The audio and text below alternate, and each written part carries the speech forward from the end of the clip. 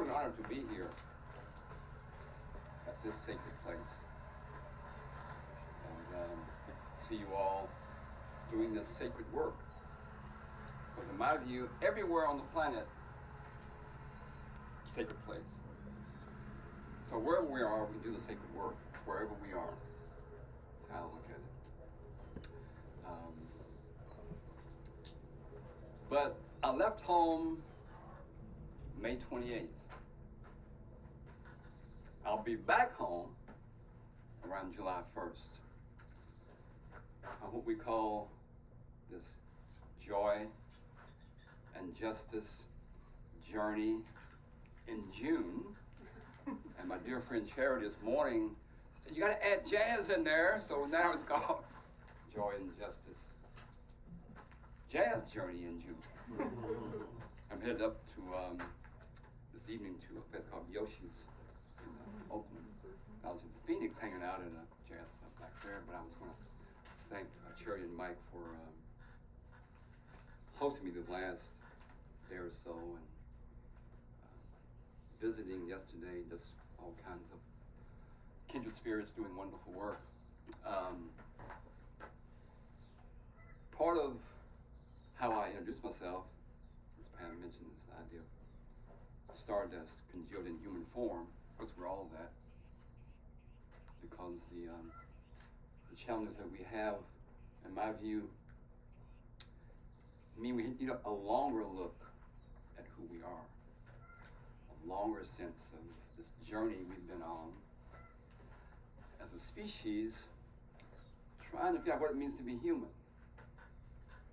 It's not just about issues of social justice and environmental justice and planting, medicinal herbs. It's all that too. This idea that we get to contribute to what it means to be human, that we're still maturing as a species. But also enjoy, as I'm introducing myself, to say that not so much the city I'm from, or even the state, but to be more bioregional, that I'm from that bioregion that sits at the foothills of the Appalachian Mountains, some of the oldest in the world, folks tell me. The region includes this Kentucky River watershed, and the region that's the soil that's heavily mineralized in limestone rock. That's what has truly made me. The cities with, paved streets and big buildings ain't fed nobody. Okay? They haven't become who I am, nor who you are. But we tend to identify, oh, I'm from Richmond, Kentucky. With the big courthouse, and all the fancy buildings and hotels and whatever. But it's the water, the soil, the air, the flora and the fauna that make up who we are. These relations of ours give up their life energy for us. So the theme is decolonize, indigenize, and feminize. Now, each concept could be a 2 or 3 day conversation. That's a whole week right there. But of course, they're all interrelated, okay? And Pam and Darryl and Sharon and Mike said, yeah, we know it takes, about a week, but you got it, brother. You got an hour, okay, to keep this up. You got an hour. So I'm going to be trying to weave things and throw out some concepts that you can dig into further. But I talk fast anyway, so just try to keep up. So my goal is to speak for about a half hour, maybe a little bit longer. Just want to kind of keep time. Let me know. And I'll have a period of, Q&A and questions and things. But what I want to do is begin with some questions of you all.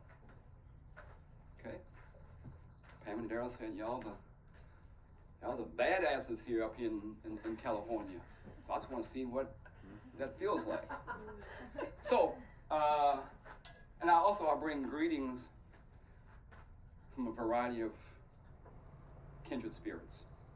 Greetings from Slow Food USA and the International Terra Madre Network. And now you all should be pulling Darryl and whoever else, the provost of the school and whatever, it's coattails. Look here, we want to join Jim and all those gang of slow food people in Italy this September for the Terra Madre gathering that brings thousands of agroecologists and other folk to Torino. Y'all should be up in there in some fashion or another, whether it's physically or remotely. If not this year, then in 2024. Okay? Yeah. Talk to the school president and whoever else, local people. Look here, send a contingent of our folk over there so we can present. Anyway, so I bring greetings from, again, Slow Food USA. I bring greetings from, this began about a year ago, this Ujama Seed Collective. We're called a BIPOC-led initiative to get more people of color both growing stuff for seed, as well as our seeds, we call it, they're culturally relevant. And so I bring greetings from our, that family. And from Southern Seed Exposure, I've got, again, up here some seeds and catalogs and whatever that you all are welcome to take. Southern Seed Exposure. This catalog here is one of the few that also earmarks the Slow Food Arca Taste seeds. But they've been around for a long time, doing wonderful work, and such a beautiful catalog. And then we've got, again, these Joy and Justice bracelets that were kind of kicked off our Slow Food Joy and Justice campaign. It was part of our, called the EIJ Manifesto, that Cherry and I were co-chairs of that EIJ working group that kind of drafted and put forward the EIJ Manifesto. And then I helped found 50 years ago a natural foods cooperative. And this year we celebrated at a big dinner our 50-year anniversary. Okay, so they call me the OG, meaning not just original gangster, but original gardener. And then my grandkids call me Grandbaba, so I'm the OG means original Grandbaba, but it's also the original griot, meaning storyteller. So I bring greetings from all those families and frameworks. I'll be visiting 25 cities, 12, 15 slow food chapters, 8 or 10 other food, farming, food justice groups and individuals, and a bunch of co-ops along the way. So it's been an incredible journey so far. Kind of began in Memphis, where a son of ours lived, and went to Diamond, Missouri to visit the monument for George Washington Carver. Now, I'm getting off track. I mentioned I had some questions of you all. So you gotta slow me down. Now, so here's the first question, by a show of hands, if you would. Who in this group feels a close connection with the environment? Show of hands. Everybody. Okay, great. Now, your name? Ross. Give me a short why you feel that close connection. Not when, why? Yeah, this, what does it mean to have that close connection? What does it mean? Why? Or what's the sense of connection? Or what's the, yeah. To me, it's a lot. It's very like material. It's very much like almost what you were saying earlier, like the air I'm breathing, the water I'm drinking, the food I'm eating, the molecules that consist my body in a very material way were once other beings, and after I die will return to other beings. And so it's this very like material connection that I can be conscious of at times and unconscious of at other times, but is always there, irregardless of my mind's relation. Absolutely. Absolutely. I ask that question often when speaking, especially to university groups. And oftentimes, very few hands go up. Very few hands go up. And oftentimes the responses are, well, you know, I enjoy going surfing. And I go about, you know, once a month, or maybe I go rock climbing. And, you know, and I really enjoy, you know, that connection. As if way over there somewhere is the environment. But in my view, and I thank you, that question gets asked, we should be exclaiming, yes! I'm connected closely, sacredly. Like you said, from the breath, each breath is a sacred sacrament. Each drink of water is a sacred sacrament. And in my view, we need to expand agroecology to include air as food, water as food. Second question. I have up here some rocks. So again, show of hands. Who in the assembly feels a close connection with rocks? Okay. Anybody else? Why? Just because I think they're very grounding. They're beneath us all the time if you think of like the layers of the earth and stuff. And I don't know. I also just took like a geology class. Go ahead. Tell us about it. I took in my last quarter of school. I took environmental geology, so that also helped me feel more connected, like actually being able to identify types of rocks and stuff. But even before that, I definitely still felt connected because they're all around us. So. Yes. Okay. You know, I was back in Kentucky, University of Kentucky there, talking to soil science grad students, master's degree, people getting Ph.D. from all over the world. That same question. Had similar response. This is soil science, folks. Now, next question is, what makes our blood red? Oxygen? Iron? That's what. Aha. The first response usually is oxygen. One of the blood's functions. Go to the alveoli, pick up oxygen, take every cell in the body, kick in the Krebs cycle, produce ATP, ADPP, produce energy. You know what we do? You said iron. Iron, what makes blood red. Okay, absolutely.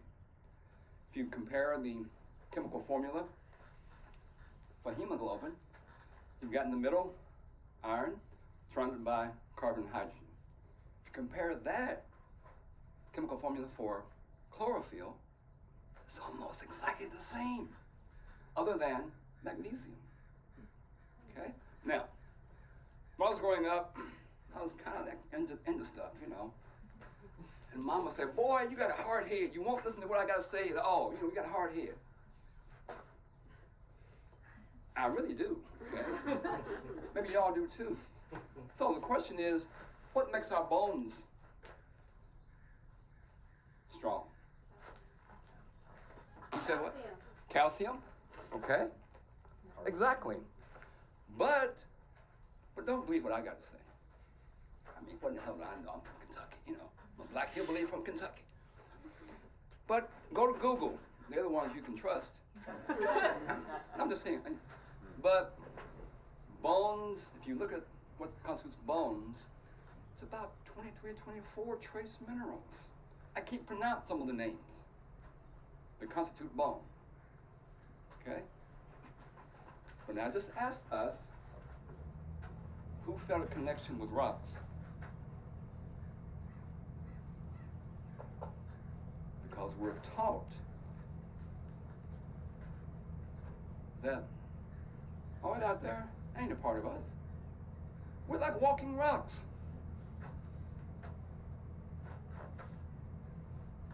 Okay? The role of iron and blood? I mean, how essential close do you want to get? So part of the challenge within these fields of studies, see, we're still guided by this 500 years of worldview. We call it Newtonian Cartesian view of the world, things being separate and dichotomized. And over there is that inanimate earth, rocks, they just sitting around doing nothing, We ain't kin to those, we ain't kin to that. Of course, when we eat plants, we're eating simply rocks, secondhand. Rocks meaning, dirt, soil, that kind of thing. We're eating animals and we're eating, rocks, whatever, third hand that we're eating. So what's out here is this sacred medium that makes up who we are. And I hope that within, not just here, I'm not talking about you all, I'm just saying us who are here.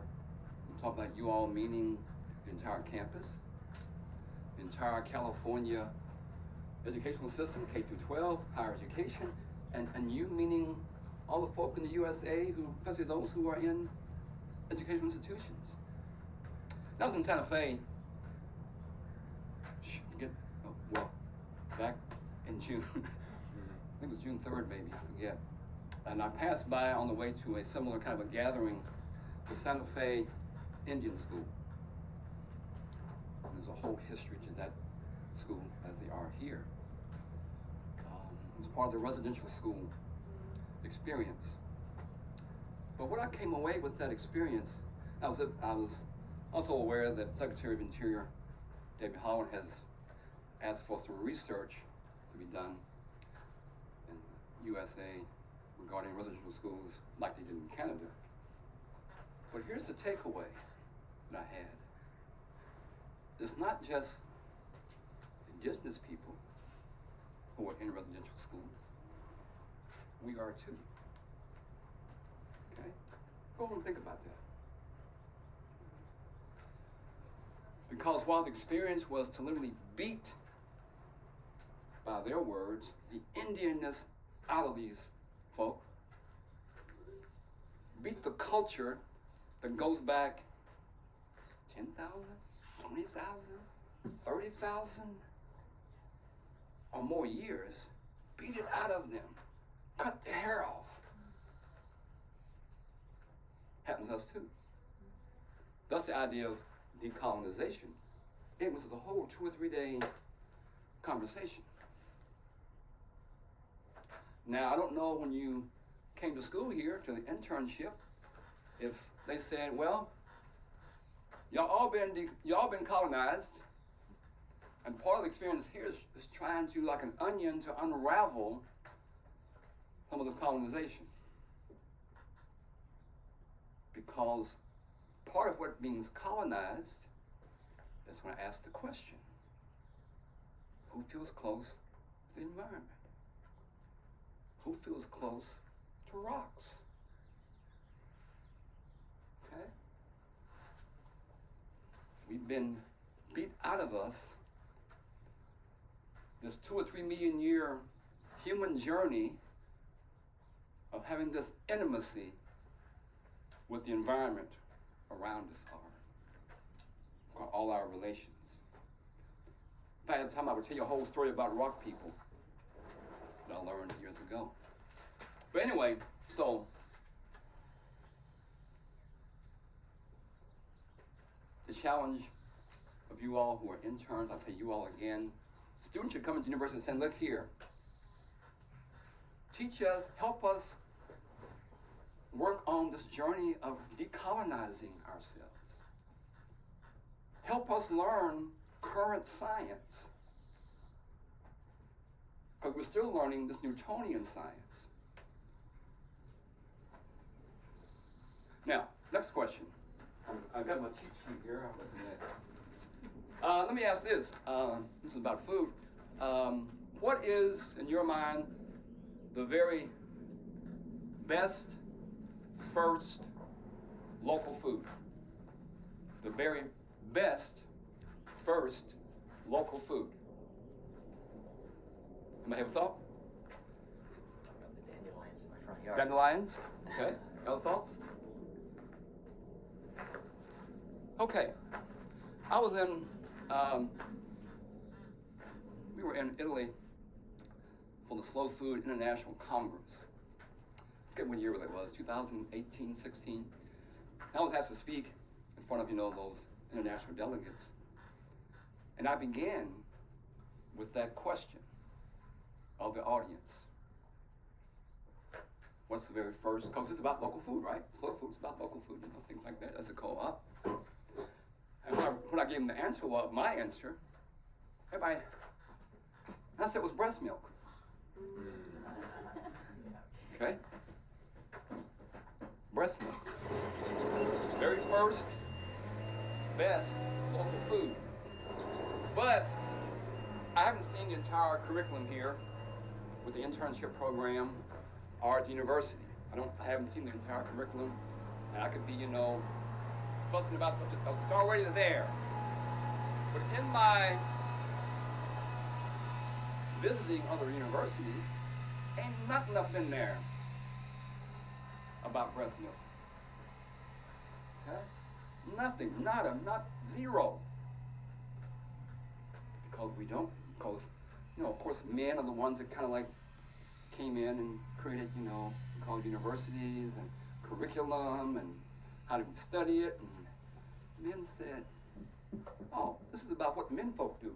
We're the ones that plow the fields, and all that.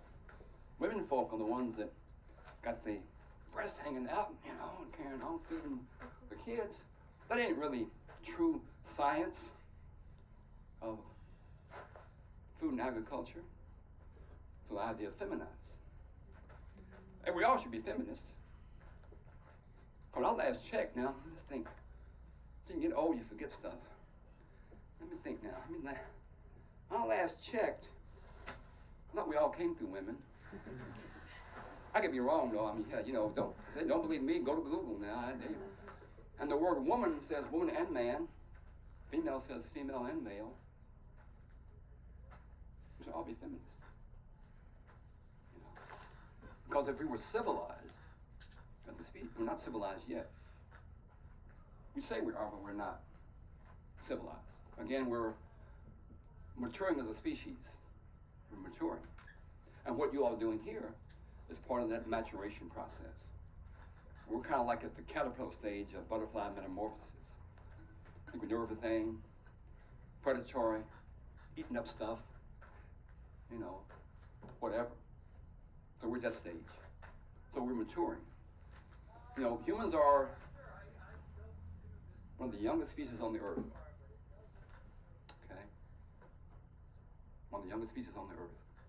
We're still maturing. Because if we were civilized, then we wouldn't pollute the air, wouldn't pollute the water, wouldn't pollute the soil. Okay? If we were civilized. If we were civilized, we would do no harm to women, wouldn't oppress, wouldn't do violence towards, would protect, preserve, honor, love, support in all kinds of ways. Which means, again, first, food. I don't know if universities, the one here, or any of them, have on the campus spaces for women to breastfeed, or nurseries where kids can go easily. But if we truly valued that whole wonderful bonding that's important when children develop, not just about sucking a bottle, and we got to feed kids, don't get me wrong, but we've dismissed all the other important functions between mother and child, and fathers as well, of bonding and psychological development, motor development, sense of belonging. So You all should have when you get through here, you ought to have a whole list of demands, okay, for the university. You know, saying, you know, we out here, okay, this is great space, but where are the spaces for lactating moms? That's easy. Easy to do. Well, again, we're trying to mature as a species. Now, next question I have is, what is the role of fire in agroecology? Any thoughts? What's the role of fire in agroecology? Any thoughts? Role of fire. Yes? Yeah, well, at least in California, you know, speeding up the decomposition process. Yeah. Absolutely. Well, I got a few more questions to ask you all. Fire undergoes the whole thing. The sun is what? A ball of fire. Okay? So try growing something without the sun and see what you get. You don't get no photosynthesis, do you? No. It undergirds the whole, just from the sun. Okay? Everything we have here, all your tools, everything you got on, your clothing, you know, if you got a vehicle, paper, how's it made? With fire. Okay? Am I wrong? Check Google now, don't believe me. Fire. But we're not taught that sacred connection with fire. When I was organizing gatherings with Will Allen, Growing Power, and other folk years ago, we would begin the gathering, you can call it a conference, with what? Sacred fire. It's how we begin the whole thing. Okay? We burn 24/7. In the evening, man, talk about folks talking to you. Oh man. Folks be dancing and laughing and crying and healing around the fire. When I was in Toronto for the Parliament of World Religions, coming to Chicago next year, you all should go. At that gathering, they began first with the water ritual, where the women of the First Nations people went down to the water, did a whole water ceremony. Then they came up the convention center and began the sacred fire. But again, when I asked, what's the role of fire? You know, we're not taught that. So I hope in your internship and whatever, that we reestablish those sense of, would it become automatically, man, that damn fire is a bad boy. Everything I mentioned earlier about oxygen coming in to the body goes to what's called the Krebs cycle. This is fire I'm talking about. Oxygen is flammable. Shit burned up. But inside, it goes in and it kicks in energy to produce what we do. That's fire. But we're not teaching that. We're about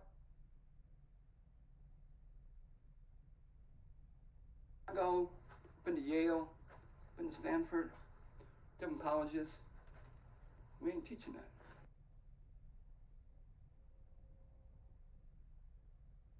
Because they were still teaching this archaic, it's a function for it, Newtonian, Cartesian view of the world, not quantum science, which says everything's interrelated, interconnected, interdependent, and we're all from the same source.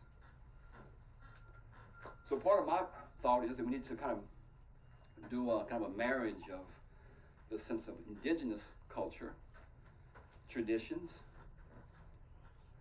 quantum science, and the best of religious or spiritual teachings, kind of bring them together. Again, Newtonian science says, you know, over here somewhere is religion. I was going to ask my next question is, what's the role of spirituality in agroecology? My friends up at Yale, who head up the Forum for Ecology and Religion, had a hard time getting Yale to figure out how to place this center of religion and ecology, because we're used to things being separate. Over there somewhere is religion. Ain't got a thing to do with agroecology. If you look back at the history of humankind, religion, as we call it, spiritual practice, was all about food and ag. Okay? You was praying back then not to go to heaven as some folk do. You was praying for rain tomorrow. You were praying that you might find some berries to eat. You were praying about finding maybe I saw a weasel here earlier. You were praying about eating and finding water. You created prayers and rituals and art. If you look at some of the petroglyphs and other kinds of cave paintings, and I saw a few of those when I was going through petrified forest. They're drawing stuff to eat for the most part. So, spirituality, religion was founded upon food and ag, but because it's separated, now it's part of the disconnect. We don't think what's down here is sacred medium. I would say if you break down the human, what constitutes, a human being, and what's the basic elements, you would say, okay, well, soil, dirt, a little bit of water, a little bit of air, and feel the thing. You put it into a cup, you mix it up. Now try that and see if you can rub it and a human will pop out. Probably ain't gonna happen. But that's the basics of what we're made from. Okay? So within the teachings, we need to return. There's a movie called Dirt the Movie. If you haven't seen that, I recommend it to you. Add it to your list this summer. Dirt the Movie. Okay? Yeah. It's incredible. Kind of history of human relationships with dirt, soil. On there are some great speakers, some of them friends of mine, people that I talk about often, Vandana Shiva, One Gory Mathai, and folks like that, animated. It's wonderful. I think it ought to be talk about curriculum resources. It ought to be up in the top 10 things that you all should be watching together and talking about. Okay? But again, don't believe me, just go to Google, and many of the spiritual texts, I'm a student of all of them. But again, somewhere in, I think, the Bible, I forget what it was, Mark, Matthew, Luke, John, Deuteronomy. I get old and can't remember stuff no more, but it might have been in Genesis, maybe in first 3 verses. It talks about God bent down and picked up what? Clay, soil, dirt, and then breathed the breath of life. And most all the texts begin that way. So, part of this journey has been to try to have these kind of conversations. When we chose the name of our every 2-year event, Terra Madre, was a reminder, Mother Earth, that she's like the mother of all of us. We're like her children, and trying to restore those kinds of sensibilities. Now, I'm getting to the last questions here, then we'll have to open it up. Can someone describe just one of the contributions that George Washington Carver gave to agroecology? Crop rotation. Absolutely. Okay. Crop rotation. Anything else? Thank you. I know he did a lot with the peanut. Really? You sure? Is it? I was going peanuts. Middle school told me. I'm just messing with you, girl. I'm messing with you, girl. Yeah, exactly right. Now, of course, there are many people, many different groups of people and individuals that have paved the way and given some important contributions to agroecology. I say agroecology, it's other kind of terms, organic and biodynamic and regenerative. I put them all kind of together there. But Turtle Island, North America. If you ain't including Joyce and Carver intimately in the conversation,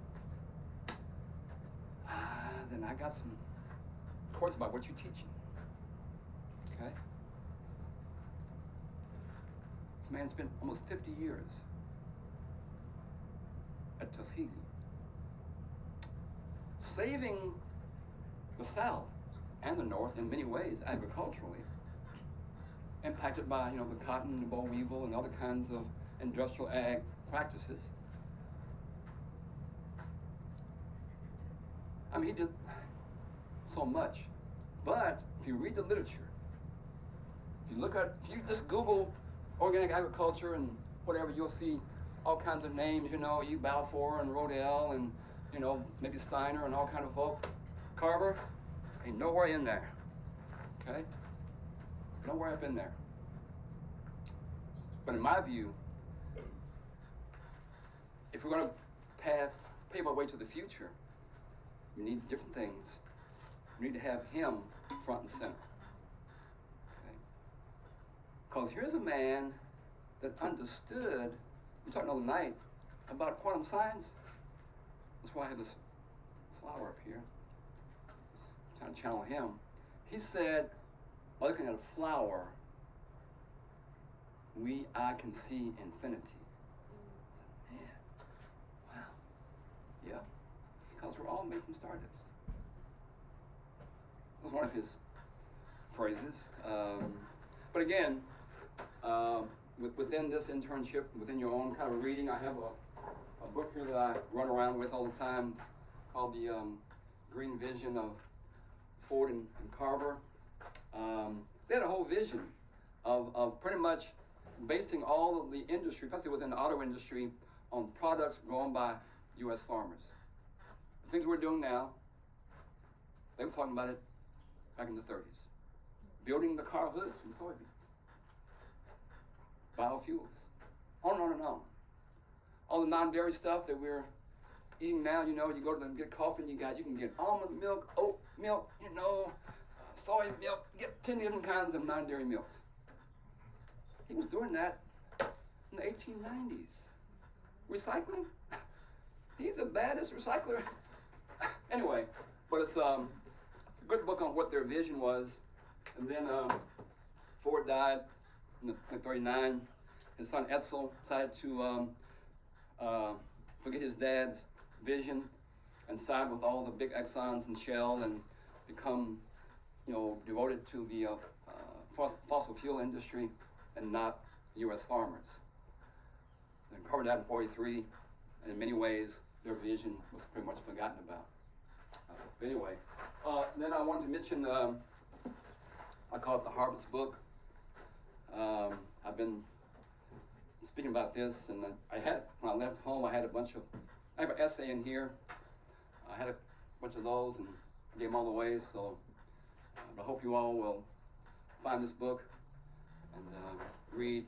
It's a wonderful, now, Feminize, Decolonize, Indigenize. This image, I'm going to pass it so y'all can see that. This image is an image of friends of ours. Maybe you all know them as well. Lee and Naima Penniman.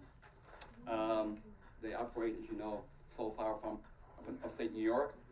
This image, in my view, ought to be the image of the 21st century. Much like during the 40s, during World War I and World War II, what was the image there? The image was Rosie the Riveter, women going into the industrial workplace. That was the image. In my view, this is the image 21st century. What it means is returning to the land, returning to soil. Everybody should grow something. Doesn't necessarily mean you have to buy a farm or and go to a farm. Let me add it all. It means all kinds of things. But we all have to return in the sense of sacred regard for land, soil, whatever else. So, but this is an image of two. They're got all these different ethnic mixture. I'm going to say two, black women, two BIPOC women. But it doesn't just mean women. It means they represent all of us. Okay? And they're packing these holes with them. It ought to be, if you have an internship brochure, it ought to be on the front cover. This is what we're about, right here. It's shown right here. Now, lastly, I want to mention this book called Planet U. Somebody read the book Planet U? Know of it? Planet U. Written by two guys from Canada. Written maybe 10, 15 years ago. It's subtitled, U means university. Like y'all got here. Okay. Planet U, subtitled, Reinventing Universities as if the Planet Mattered. Reinventing the university as if the planet mattered. And they go through showing the history of universities. Okay? Hope you understand what the history is. The history began, 500 years ago. It was a place where the ruling class could send their kids to learn liberal arts to help rule the world.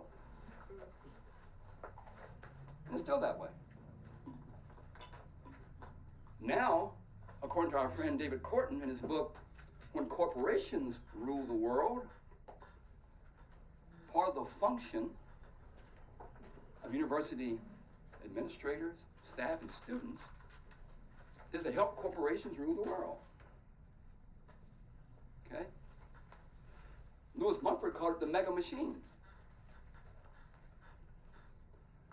But within that becomes the challenge of how do we carve out space for a different sense of Earth existence. That's the challenge. But just be real about what the functions are. Okay? My daughter was at Stanford doing her graduate work years ago. She called very excited and said, hey, she had this class, and it was called Universities and Weapons of War. She was learning about the intimate connection between university research and weapons of war. Atom bomb, University of Chicago, Stanford, night vision goggles. I could go on and on, anyway. But anyway, it's a good book.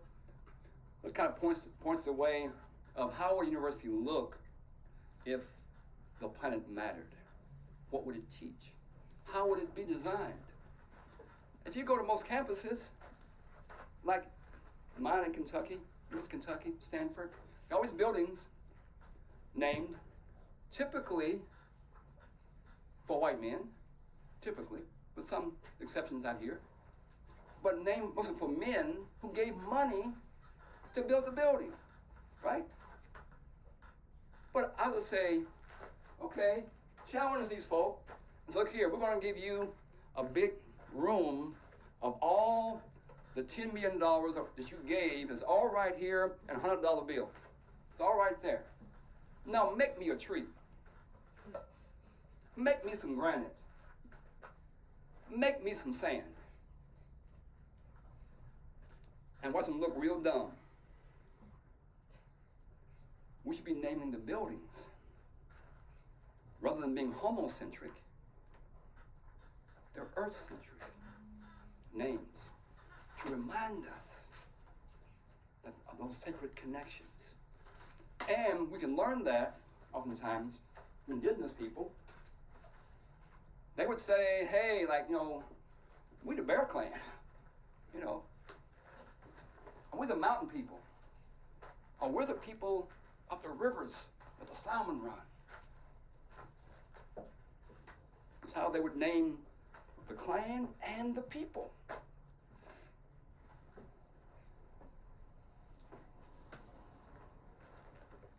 Let's talk about agroecology. That's all I'm talking about. But we need a much deeper, I've read the website, it's a long, luscious history here. The center, wonderful people who paved the way. This is beautiful, and I'm blessed to be here. But within all that I'm saying, within all that, we still got to dig a little deeper. Okay? Got to dig a little deeper. And part of the deeper digging has to be, in my view, this sense of moving away from this Newtonian, homocentric view to a more earth-centric view. Now, this is my last commentary on that. I keep trying to get to the last one. Now, what is the connection between now, because on the site I saw where you paid homage to agroecology, being part of that tradition of peasant folk, around the world and whatever. But what is the connection between agroecology and this new global movement that's called Rights of Mother Earth, Rights of Nature? Any connection with that movement within agroecology?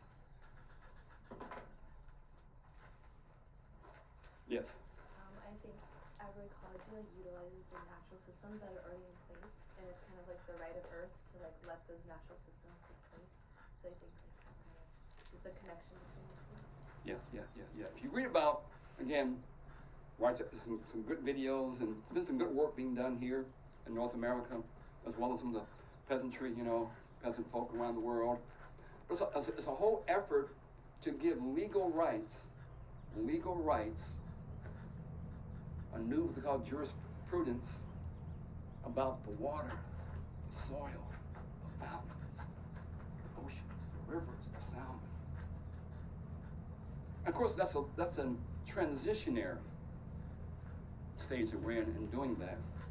But the point is that kind of examples of what's going on, again, it's a global movement, ought to be a part of the conversations within all the various ag ecology kind of efforts. Okay, so I think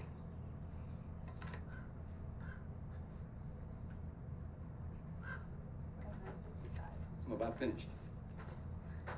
Thank you all.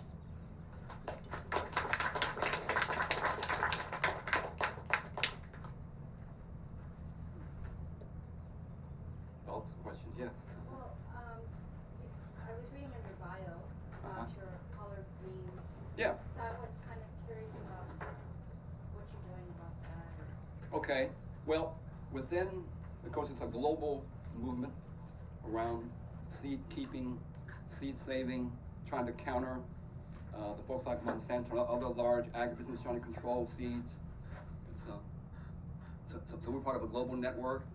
So within the Southern Exposure and Jama Seeds and Sister Seeds and many other seed growing folk, we have this called the Heirloom Collard Project, which is trying to get an assessment of the various varieties of collards, within this land mass, and then getting people to know the varieties, grow them, save them, and then pass them on in their community.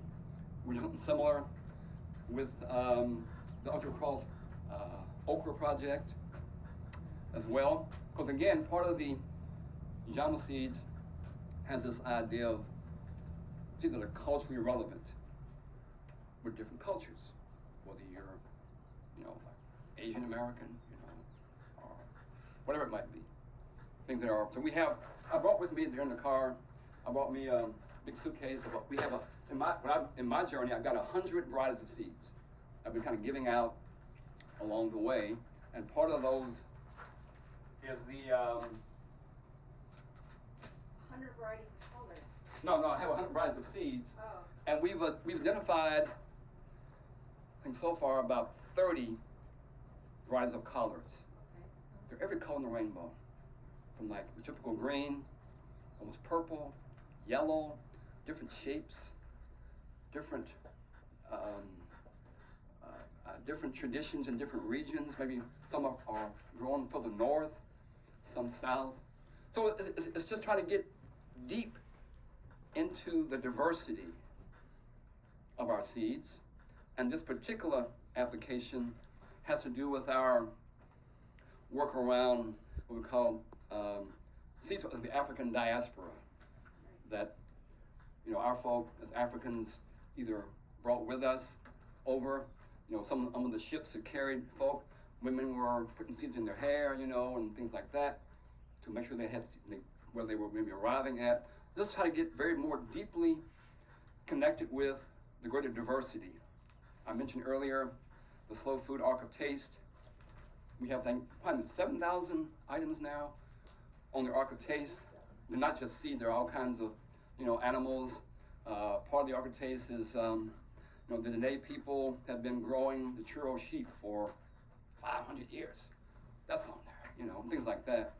So that's what, does that help understand what we're doing? Yeah, no, I just was really interested because, collards are probably the most nutritional. Oh, they're great. plant. I mean, Oh, they're on great. a nutritional scale, it's Yeah. up there. They're awesome. So, So you all, so what we're looking for is individuals, universities, community groups to be part of these projects, which means you would devote, a section of the space here to grow out collards and then harvest the seeds and then help spread those and just become aware. That's what we're also doing. So we have a bunch of people who are part of the Heirloom Collard Project, many who are part of the Okra Project, and we have other ones as well. We have beginning a whole watermelon similar project. I got a gift in Santa Fe, so some friends I had met in Italy who brought me a little beautiful clay vessel with some watermelons as a gift. So which means that we should be, giving folks gifts of seeds. Okay, that's part of that kind of work. Does that help? no, I'm Okay. just So come on board, okay, and individually or collectively, and become part of the Heirloom Collard Project. Yes. I was curious if you have any particular practices or rituals that you do to cultivate that connection, the sacred connection. Absolutely. Well, as a student, like some of you all are in college, I wanted to I was raised in the Black Baptist tradition. I found it limiting. So I began studying what I call all the world religions, trying to find the ones best for me. I thought, man, they all got some issues, Many of them talk about this white guy up there, I says, but damn, why gotta be a guy? Because when I look around at what gets birthed, it ain't the men folk. Okay, but anyway, so I began kind of borrowing from all these different spiritual traditions and using different practices or sensibilities. And one practice, I was talking to Sherry the other night about prayer. We tend to say, well, in the morning, you wake up, you might say a prayer. Or if you eat, then you say a blessing. This is what Carver is so important. I could spend a whole week just on him. If you follow his life, when he spoke every day, throughout the day, it was reverently, respectfully, as if he was saying a prayer in every voice. That's, in my view, what we should be trying to approach. So, I at times act a fool up here, okay? But I try to speak in that kind of a way throughout the day. And I had met a guy years ago named Dick Gregory who put his foot in my behind. I used to say ass, but I'm being respectful here. Okay? I met him as a student. We became friends. And he said, okay, Jim, if you want to be around for the long haul and feel good every day, all day, do these things. And you grab a variety of things. A lot of water, he said, a lot of live food.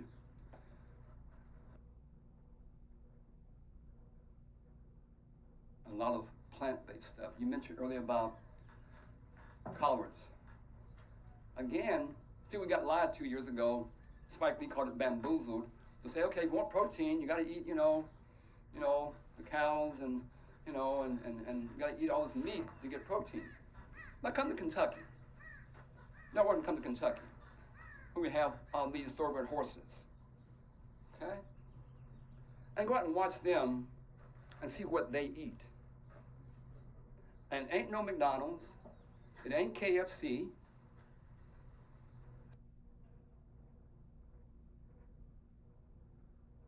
It's grass. Because, as we said, grasses, green stuff, has some of the highest concentration of protein, because everything has protein. Okay? I was a pre-med major, worked in the hospital for several years, majored in physiologist, so I know, just a few things about that. But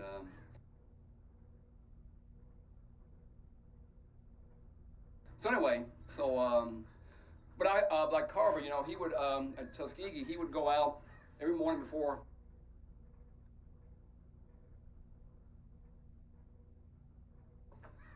the sun came up, and he would go out in the garden, the flowers, the trees, pray and talk to the plants and ask them to reveal their secrets to him. He came to the laboratory to execute what they told him. So I try every day.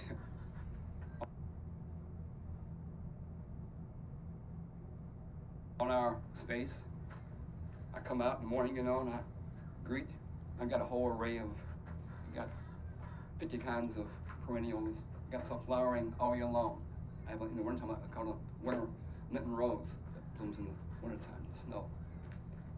Got things blooming out in the mornings, just saying hi and just sitting down and convening with the plants. I got a fish pond right outside the front door with all kinds of fish and koi's and goldfish and black moors and frogs. I can give them the frogs' names, give them all names of women. One's called Beulah, one's called Big Bertha, one's about big as my. I go out and talk to them. They come out. They sit by the water. Sit right next to me.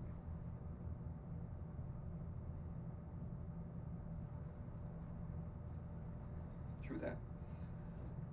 Talk to the birds.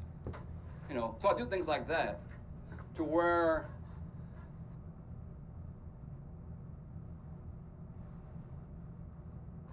I try to live in a way where throughout the day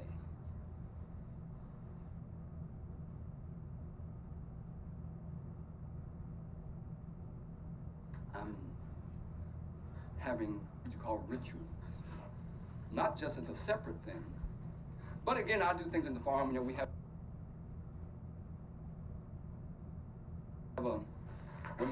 we have a retreat for men and women that come to the farm, and we do sweat lodges, and we do lots of things like that. I do a whole thing with kids. Our farm's like an environmental education center. People come and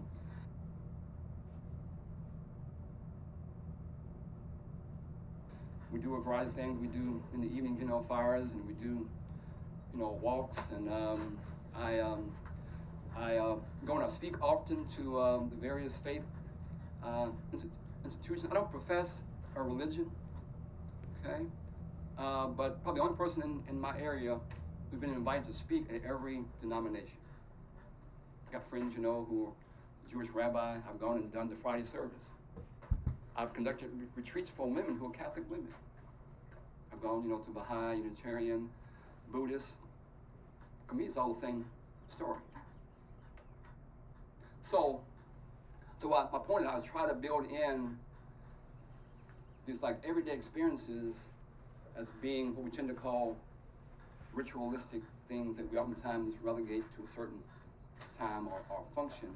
But we do things, like I got friends back on the farm we have a whole solstice weekend that we do, and now when it's moon gazer, man, I'd be out there. We had this planetary alignment. Now we had an eclipse one night.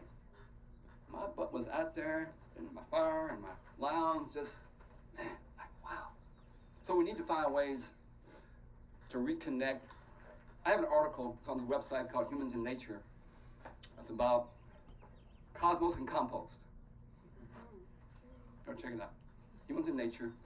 It's called Seeding Stardust. But what I talk about that we need as part of our, agroecology class and internship, or to spend time out here in nighttime under the moon. I've done programs with women. We have a thing I do called Women Gardening and Healing. At times we're out at night because sometimes it gets really hot. I recall years ago we was out with women, again, these women who've experienced different kinds of trauma, domestic violence, drug and alcohol, and the garden is a whole thing now called therapeutic horticulture. But we were out one night, it's about 10 years ago, out working in the garden because it was so hot with the kids and the moms, and the full moon came out. They were sitting around, they were crying. I said, Mr. Embry, I said, yeah, dear heart, why didn't somebody tell us being out here under the moon, under the stars, could be so magnificent, so healing? Why didn't somebody tell us this? But again, not picking on agroecology, just how we do things.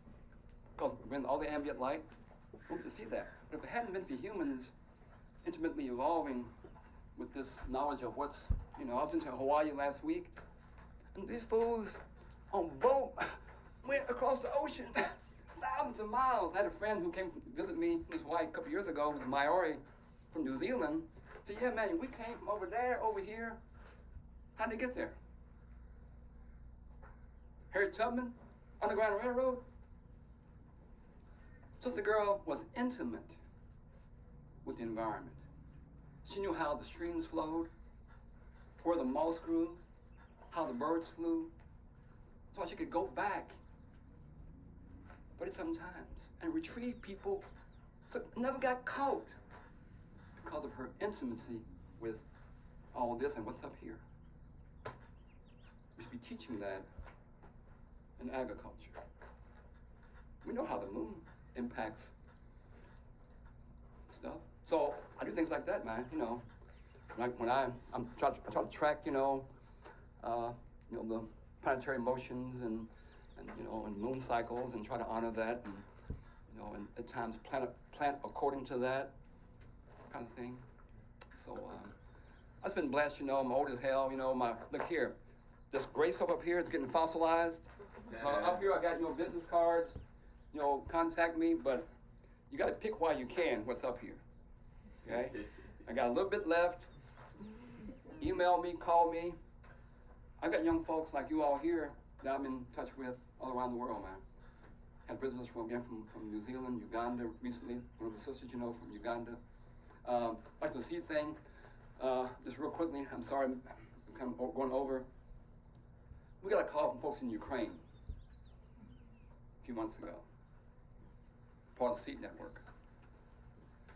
And they said, hey, I don't know what's going to go down, this war. When it's going to last. Of course, they have these seed banks that are supposed to be built, where they can be bomb-proof and whatever else. And we just don't know what's going to go down. Can we send you all some of our seeds to protect them? To hold them until the war ends? I said, man, we ain't giving them back. I'm just teasing. But, so, it's these connections, they become very real. But anyway, so I'm sorry, I'm getting off track here. Anyway. Any other questions before we go? Let's do a little tour here. Look, again, I'm here at you all's service, okay? As an OG, it's important to have intergenerational dialogues and relationships. Open, seriously.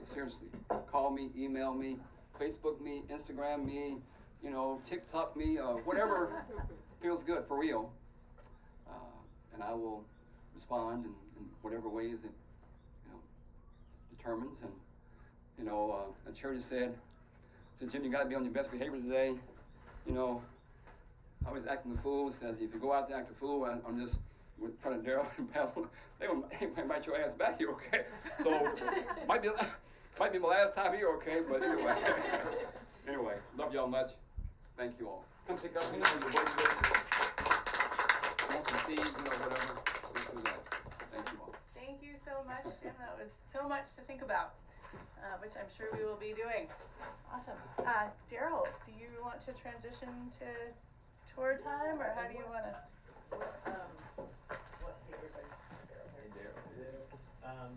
I think I want to figure out what makes sense.